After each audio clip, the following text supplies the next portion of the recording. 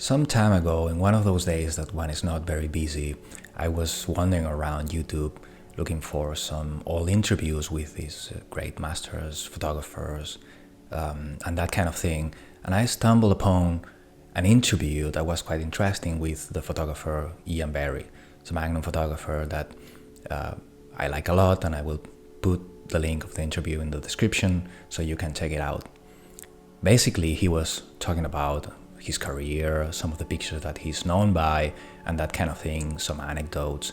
But one of the things that he explained in the interview that I found quite interesting and got me thinking was when he explained how he got into Magnum photos. So apparently, at that time, long story short, part of the process was that you had to meet with Cartier-Bresson. So they met in a coffee place in Paris, and as anyone else would do, he gathered his best work, imprint some kind of portfolio, and in this coffee place in Paris he showed him. Apparently he went through it quite fast, and in a couple of minutes he stood up and left the place. Ian Barry, of course, thought that he was not very happy with it, so he called his friend or contact or someone in Magnum, and they called him back saying, "What happened?" And he said, well, I had my prints, my portfolio, and showed him, and I think that he didn't like it a lot.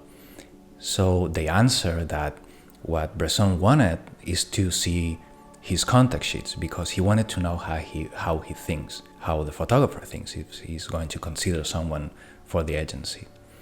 That idea got me thinking quite a lot, because I think it's quite interesting, and I believe that it's something that we can use for ourselves, to learn from ourselves. Of course, the first one, that it's the obvious one, is that if you try to separate your work in blocks somehow, when you are taking pictures in the streets or you are developing some kind of project, you know more or less what kind of approach are you taking every day or every part of the day that is differently, and then you have a rough idea of what kind of situations develop in a picture that can work or not. So what I started to do after that was to separate every day or every part of the body of work in these blocks. But what I did, or what I still do actually, is to include in that selection the before and after of the situation. Not just because of the editing part of it that I think it's important.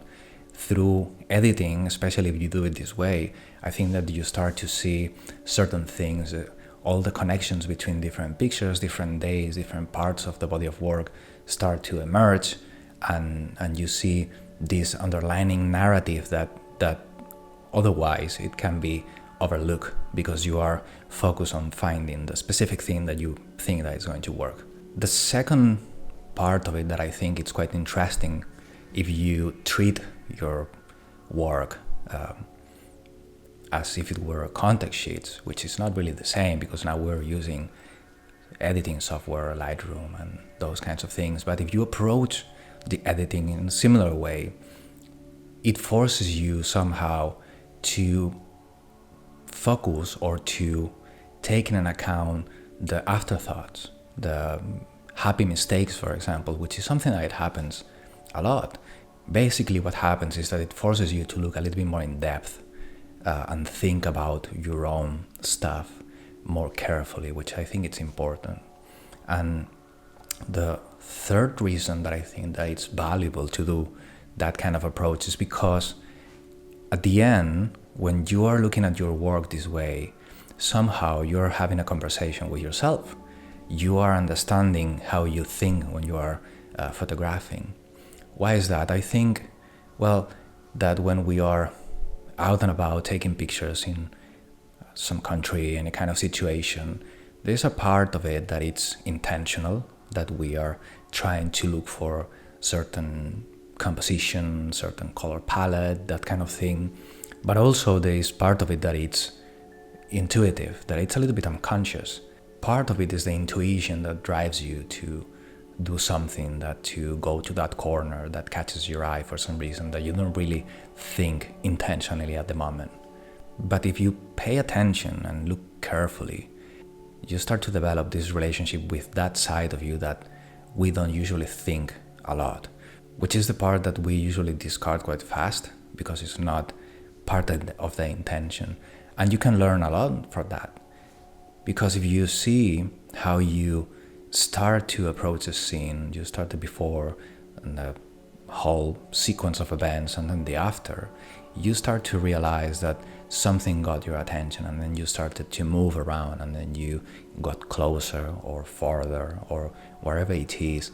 But there is a great value on that part of it, because the next time that you find yourself in a situation that it's maybe similar, you can approach in a much richer way the whole scene.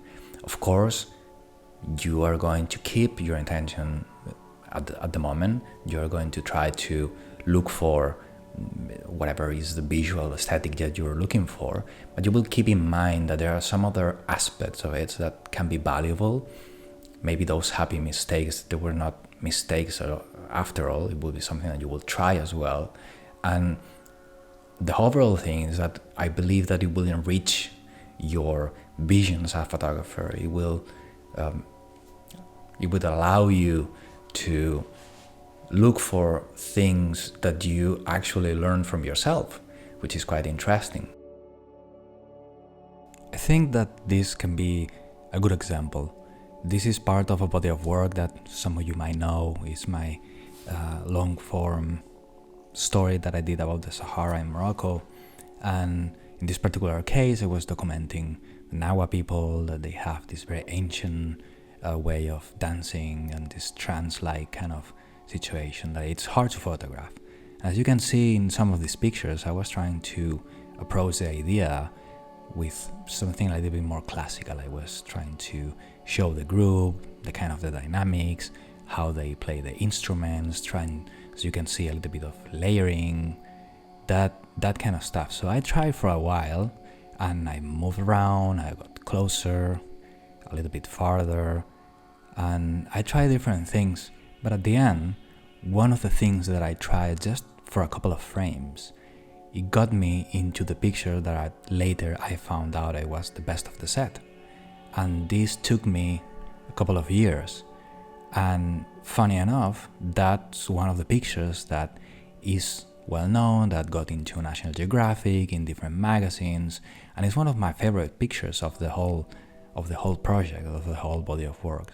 So you never know when you can find about yourself something that you were not very aware. It can end being one of your best. So I suggest you to try and see what happens.